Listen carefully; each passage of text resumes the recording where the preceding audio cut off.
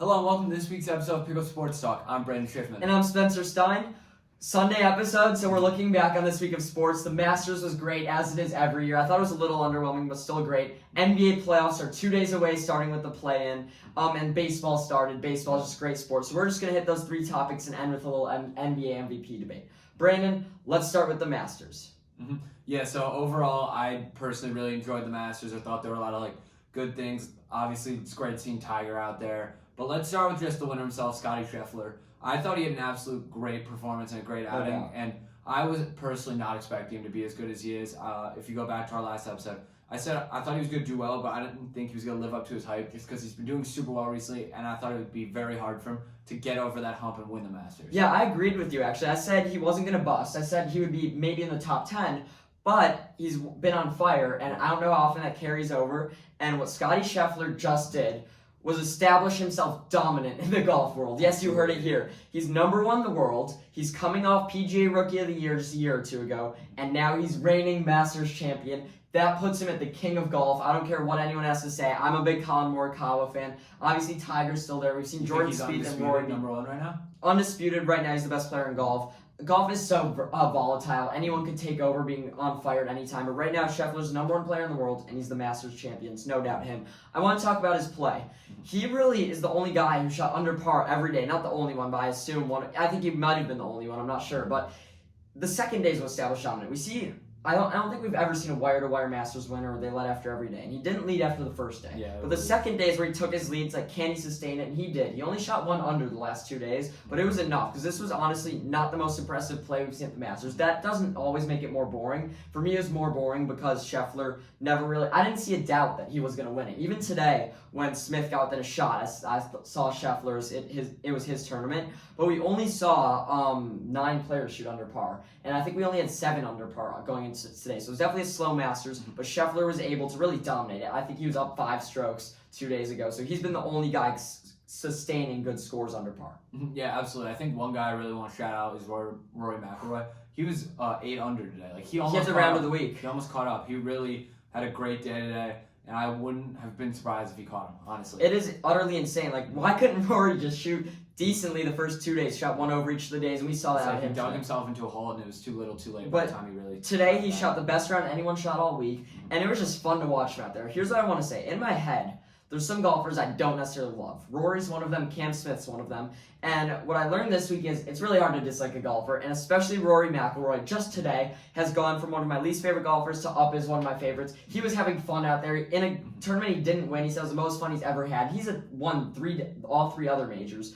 His play was amazing. He was on fire. I loved watching him play with Morikawa. I said Morikawa would win. I loved on the 18th hole. They both holed out. It was amazing. Morikawa also played well, shot 5 under today. So it was really fun to watch Rory, and I'm a new fan of him. Same with Cam Smith. I was not rooting for him, but seeing him how humble he was at the end, people are saying it's inevitable he'll get that green jacket. I was really interested to see Cameron Smith talking. Him just on the greens is a spectacle. If you don't follow golf, one thing you have to know, I feel is Cameron Smith might be the best golfer, might be the best putter in all of golf. Absolutely. His putting was elite. Today it wavered a bit, and I love how he shot 4 under in round 1 and 3, but then he was over par in rounds 2 and 4, so that kind of messed him up. But Cameron Smith's another young name to watch in golf. I said I didn't understand why he was in the top 5 favorites. Now I do. I have no doubt he'll get a green jacket one. Yeah, absolutely. I think the future is super bright for him.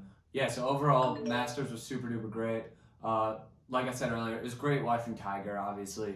He had a tougher day 1, I know, for sure. But he didn't have necessarily his best performance. But overall, I'm super happy about it. Yeah, for me, it was just good to see Tiger out there and competing. That's what I want to see is Tiger at the Masters. And the first day when he shot 1 under par, that was amazing. The second day, he kept it up there to make the cut. And honestly, I'm fine with him shooting a 74. That's what he shot on the second day. I'm completely okay with that. It's the last 2 days that are a little they're a little suspect, where he shot 6 over in both days. Both are his worst round in the Masters. This is his worst finish in the Masters. That was disappointing, obviously. But, after he made the cut, I was just happy to see Tiger play the way he did. Yeah, for sure. I think overall, like you said earlier, the Masters is always great, but this year I think it was pretty good too, lived up to the hype. Let's get to some NBA. Like you said earlier, playoffs and play-in are about to start. There's a ton to be excited about. Let's start with the East, in my opinion, and your opinion. So, yeah, It's more up in the air, I feel like, in the East. Yeah, not everything's officially set, Yeah. I would say. I'm just going to say right now, there's some games going on as we're recording, but me and Brandon can basically say what's happening in the East and almost in the West. So we're just going to go through all of our playoff predictions. I'm going to start in the play-in. Yep. The 7-8 game Tuesday night, Cleveland at Brooklyn. We're just going to go through the whole East. I'm going to take the Nets. I think it's playoff time. I don't know why there's the third favorites in the East to win in the NBA to win the title, but they will take care of Cleveland at home. And then in Atlanta, Charlotte, the 9-10 game. I don't think either of these teams are going to do anything in the playoffs. I'll take Atlanta just because Trae Young's been there before. And then Atlanta at Cleveland in the game where the winner gets a playoff spot. I will take Atlanta. Cleveland's banged up. They're not playing well, and Trae Young knows what's happening. They're going to make it out of that game. Mm-hmm. Now let me get to my big playoffs. I'm going to try and keep this under 2 minutes. 1-8, Miami versus Atlanta. I just said, yes, Trae Young's scary in the playoffs. Give me the Heat there in 6. 7 versus 2, Brooklyn versus Boston. Boston won tonight to get the 2 seed. I thought they should have lost on purpose. Because if I'm Boston, I'd much rather play the Bulls, who aren't very good, as opposed to the Nets. They will play the Nets, and you know what? It's such a toss-up. I think they're going to beat the Nets. I don't know if it's going to go 6 or 7. If it goes 7 games, I'm tempted to take the Nets. Just I feel like in a game 7, if you have Kevin Durant, you should be favored. But Boston's been a better team all year. I've been a fan of Boston. I've named Jason Tatum as a dark horse MVP guy beginning of the season. And Brooklyn, Ben Simmons, if he comes back, I think that could throw off their team chemistry. A lot of guys are still banged up. I think it's just not the Nets' year yet. I'll take Boston there. Milwaukee versus the Bulls. Give me Milwaukee in 5. Yes, the Bulls started hot. They are not hot right now. Milwaukee is. Philly, Toronto. This could be my hot take. Philly's going to be favored heavily, but we've seen them struggle lately. Toronto beat them a few nights ago, and head coach of the Raptors, Nick Nurse, said it himself, that the Toronto Raptors have hit their stride at the exact perfect time. You know what? It's going to be a lot like that Kawhi versus Embiid series years ago. Just the Raptors don't have Kawhi, and the Sixers now have Harden.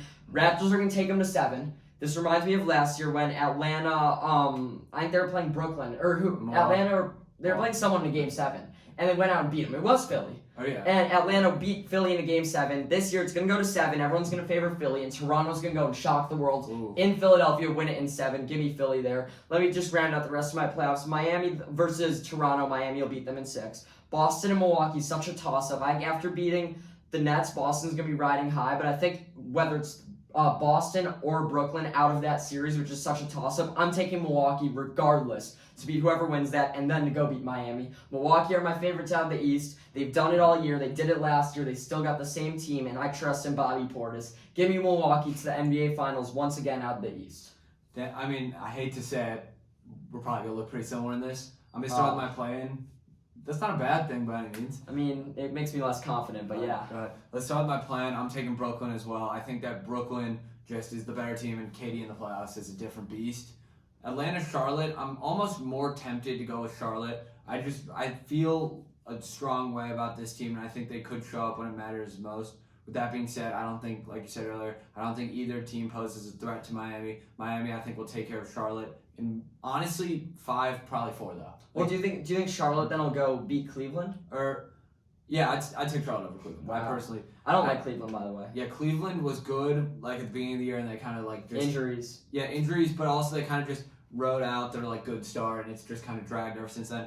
So, yeah, I have Miami beating Charlotte. I honestly could go 4, could go 5. I'm going to say 5 for the benefit of the doubt. Brooklyn versus Boston. You said it yourself. This could be a really good series. That series, I think, in the playoffs. Yeah, I think this has a ton of potential. With that being said, I think I'm going to take Brooklyn in 6, but I think Tatum has a monster series. Like, I mean, when I said Tatum will establish himself as one of the best in the league. Milwaukee versus Chicago. I hate to say it. It was a good year at points, but Milwaukee's going to take care of my Bulls in 5, I think. If we can force 6, I'll be decently happy with that. Just, we're so hurt and so dysfunctional. I can go on for hours about what I don't like that's been going on with the Bulls. Will you at least go to a game? I hope I can get to a game. I really do. It depends on how the series starts out. Mm-hmm. Philly versus Toronto. I'm not as high on this series overall. I think Philly will win this series. I don't know if it'll go all the way. I just feel like Toronto's too young and too inexperienced. I think I could be wrong, but I feel like overall they're very built on their young guys. Scotty Barnes is great. And I don't think Siakam, even though he's won a title, and Van Vliet's won a title, I don't think they're like the X-Factor guys that are just going to boom in the playoffs the way you see other guys step up. So then let me see here. Then I'd have Milwaukee facing off against, would that be? You'd have Miami against Brooklyn first off. Yeah, Miami versus Brooklyn. I'm going to take Miami here. Honestly, Miami's a more experienced team. I think that they take this series. I'm going to say 7. I think this could be a great series. And I hate to see KD keep falling in the playoffs, but I just see Miami just overpowering them. They have way too much depth. And then this would be Milwaukee versus Philly. Milwaukee, I think, is just the better team in this series. I think they will expose Philly for not being as good as their potential is. And I think Milwaukee's going to take care of them in 6. And now the big series here, Milwaukee versus Miami. I got to go with the Bucks as well. I think Giannis is just the best player in the world. He's shown it night in and night out. As much as I don't like him for personal reasons. I had a bad Giannis experience one time. I'm gonna have a bad Antetokounmpo experience as a whole. Yes, bad Antetokounmpo experience. I'm going to have to take Milwaukee in 7. I think Miami gives them. I think that one will be 6. I want to go back to 3 quick things. First off, Boston and Brooklyn. Although I'm saying Brooklyn's overrated, I still think they should be favored because they have Kevin Durant. I'm picking Boston just because I think Kyrie's been going crazy. Kyrie's been going crazy. Just because I think the dysfunctionality of Brooklyn, I think will waver in the end. I think Brooklyn definitely has a great shot. I favor them. I would never put money on Boston, but I think regardless they'll lose to Miami, whoever wins that series.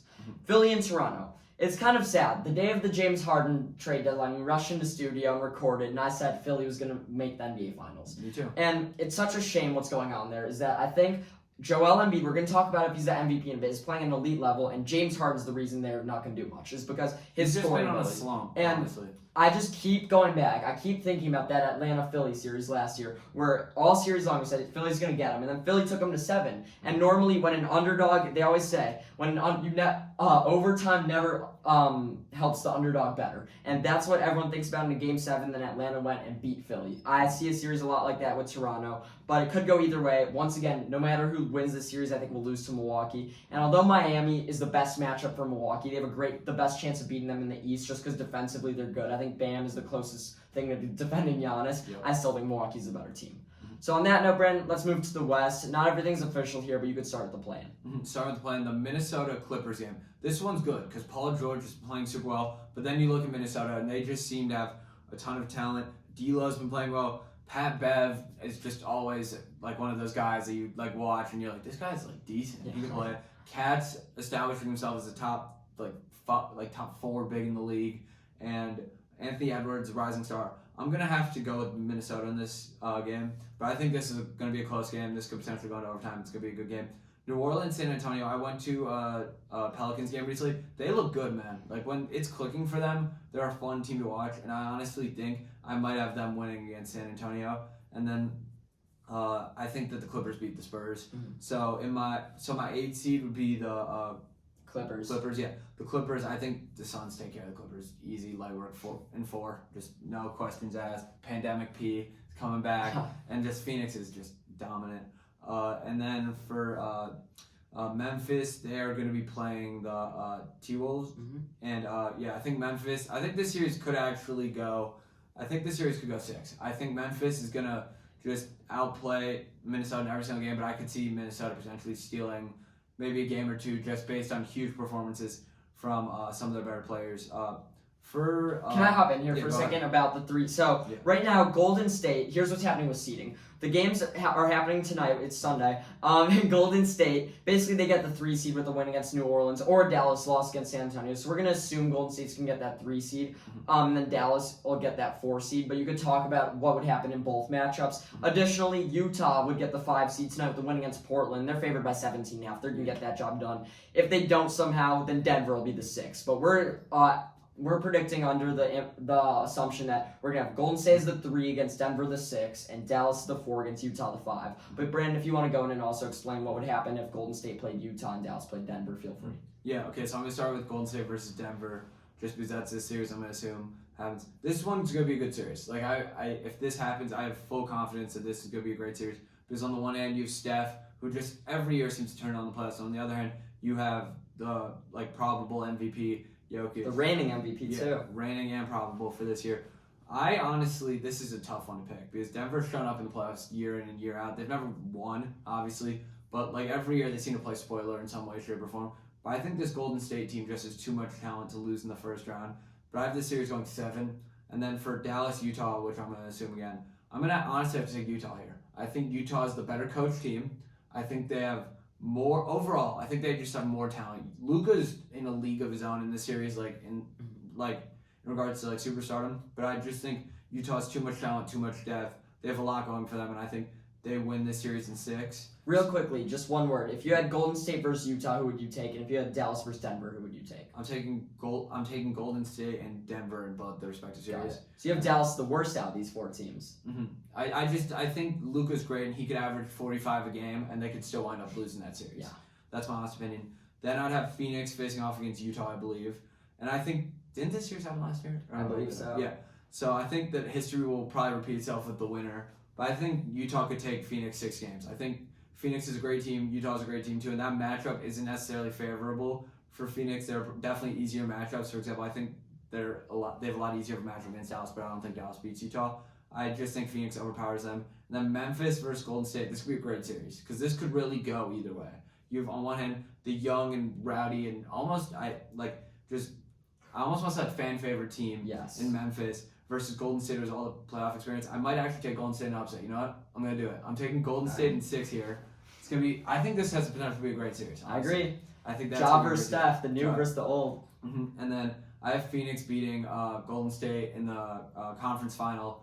I'm gonna take that in. What should I take that in? 6? I don't know, Brandon. So let me get to my predictions real quick. Play-in, I got Minnesota beating the Clippers at home. They're a better team. Pat Bev revenge game. New Orleans, San Antonio. Sure, New Orleans will win. They have CJ McCollum, but it doesn't matter who wins this game. Whoever wins is going to lose to the Clippers next. Let me get to my predictions. Phoenix as the 1 seed versus the 8, I think are going to beat whoever it is with ease. I'll say in 4, or in 5 actually, because Minnesota, they can definitely catch fire in the game at home. For sure. But I'll take Phoenix. Memphis is good. You said they were super exciting, or Memphis will be playing Minnesota. They'll beat them. Phoenix will be playing the Clippers. They'll take care of business. Memphis will also take care of business against Minnesota in 5. I'll also operate under the assumption we're seeing Golden State versus Denver, and I'm taking Golden State there. It's definitely close. I trust Jokic, but Jokic has been carrying that team on his back. They have 4. No one else. No one else. Jamal Murray and Michael Porter Jr. probably won't come back, and Golden State has Steph Curry, Klay Thompson, and Draymond Green all back. And they have a ton of just bench players. Oh yeah, Jordan Poole's on fire. So Williams too. All-star starter Williams. God. So I'll take Golden State there. Dallas, Utah. This is such a tough series to pick because I still remember Dallas in the bubble against the Clippers, what Luka did there. But as you said, he can average 45 a game and still lose that series, so I will take Utah because they're coaching. Utah against Phoenix. Utah, I think, is a scary good team. They won't pose a threat to Phoenix. Give me Phoenix in 5 in that series again. Memphis, Golden State. I will most definitely be going the opposite direction of you on this series. I think Golden State's going to be favored, and Memphis is going to embarrass them. I don't know if it's going to be in 5 or 6. I'm very afraid of this pick and this biting me, but I think... By the way, I'm equally as afraid as you. I think this could really go either way. It's just because if Golden State wins, everyone's going to be like, oh, who was fooled by the Grizzlies, the young Grizzlies, who thought it would happen, but... They've looked so good without Ja, and now throw him in. I think he's ready to dominate this league, and I want to see what happens there with Memphis. I think they're going to beat Golden State definitely, and then they're going to go and lose to Phoenix definitely. Yeah. Phoenix going to beat them in 5 or 6. It's kind of sad. I have Phoenix cruising through these playoffs. It's what I hope the Lakers would do. But with my Lakers out, I will be rooting for Memphis through these playoffs. Brandon, NBA Finals. We both have Phoenix, Milwaukee. Yep. Repeat. It's such a shame, and we both predicted it. Who you got? I gotta take Phoenix this year. I mean, just because of my personal rivalry with the Antetokounmpo family, I think Phoenix. One day we'll get a story time on that. One day we will get a story time on the infamous All-Star Weekend with Brandon and the Antetokounmpo family. Yeah, maybe at 100 subscribers, 200 subscribers. Maybe that'll be a special treat. So I gotta stick with the same. This is Phoenix year. I mean, the West. We know Phoenix can make it out. I don't want to look stupid. Last year, I said that there was no way Milwaukee would beat Brooklyn. They did. I think there's no way Phoenix doesn't make it out of the West. Their biggest threat in these playoffs is whoever's out of the East. Yep. The East, there's 5 good teams. Any of them can make it, and whoever makes it out there will pose a threat to Phoenix. I think Phoenix is too good. CP3 is going to finally get his first ring. That's what I want to see the worst. Point guard.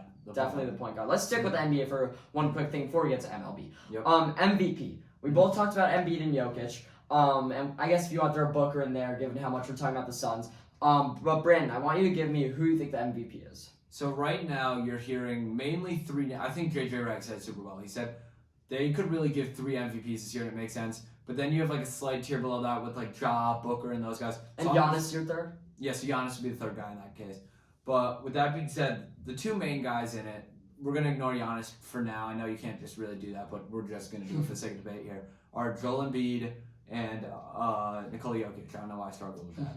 And you could really argue for both ways. Embiid has the scoring title as a center, which hasn't happened since I think 2000 with like Shaq, it might be. Yeah. But on the other hand, you have Jokic, who single-handedly carried his team to I think a 5 seed or a 6 seed. But two less wins than the Sixers. With 2 less wins, but like the highest PR of all time. Yeah.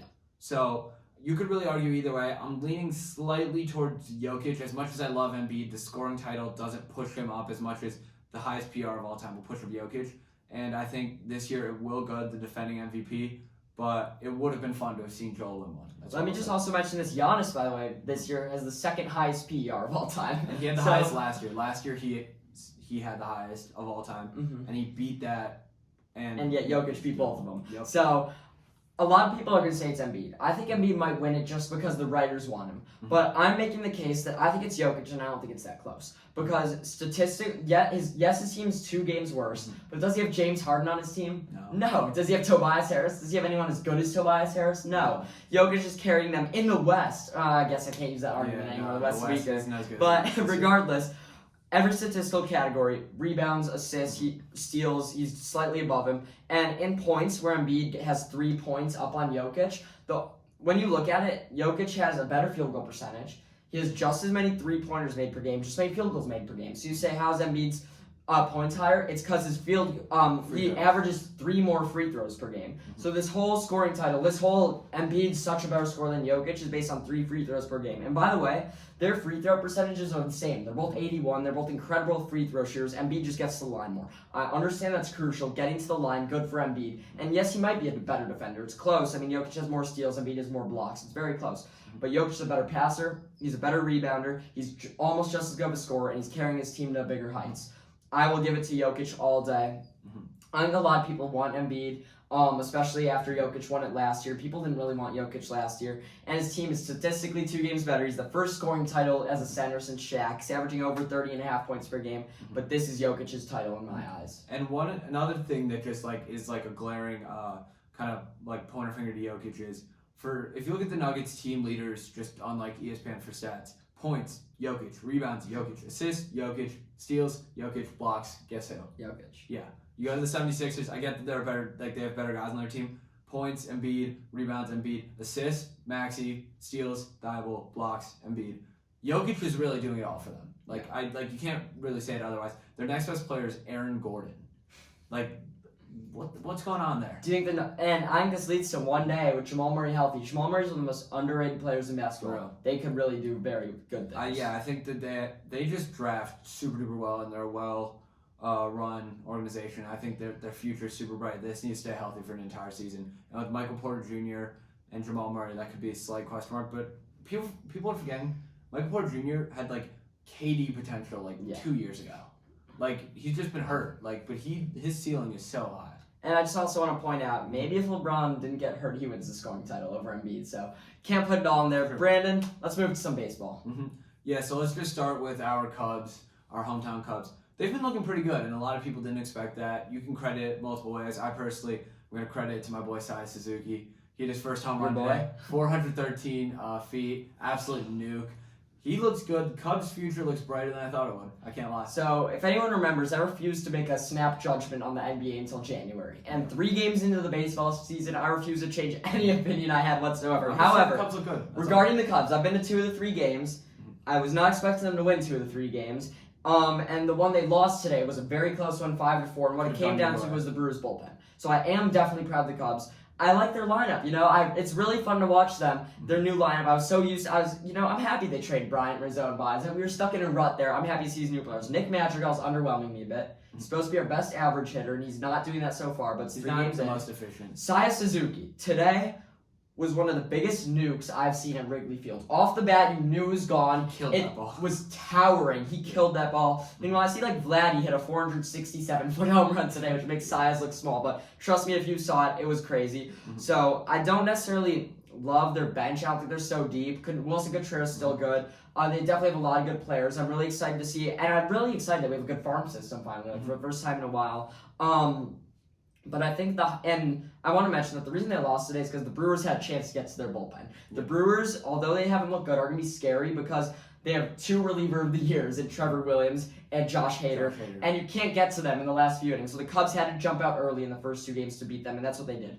The story of the series is going to be the fight. Mm-hmm. I think it was an underwhelming fight, but what do you think about the hit-by-pitch history? Mm-hmm. Yeah, so I saw like a graphic when I was watching the game because I've just watched every second of all 3 of the games because I've just been, dedicated fan. Yeah, gotta be now. But yeah, so Wilson Contreras, he has a history of getting hit by pitches, specifically by the Brewers. I think like 15 of the 70 pitches he's been hit with have to be by the Brewers.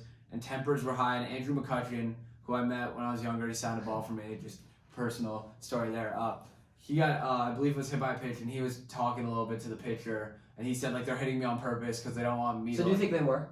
I don't know. I wasn't in the pitcher's head in that moment, but it started a pretty underwhelming fight, like you said. Jason Hayward hit like a 4-4 40 time out of the outfield through his glove just to get stopped by like the smallest umpire on the field. Damn. So yeah, there was a lot going on. I mean, you seem very emotional tonight talking about your beef with the Antetokounmpos, Andrew Mccutchen being your favorite. I'm gonna dig into this fight. So Wilson Contreras has not been hit on purpose many of the times, maybe 1 or 2. I understand the history. I think he should have gone out there. I know you said if he played today, he would have hit a home run. I think it would have been crazy if he played. I don't think the Brewers hit him on purpose because if you look in the first inning, they walked the first guy, walked the second Woodruff guy. had a tough out. Woodruff, horrible. Walked the first 2 guys, then hit Wilson, and then walked in a run. Mm-hmm. Like, horrible job. He did not hit him on purpose. Then he got hit again. I don't know. Ian Happ got hit in the kneecap. That was bad. Scary. That was definitely scary. That wasn't on purpose. You're down 9-0. There's runners on. They had no reason to hit Ian Happ.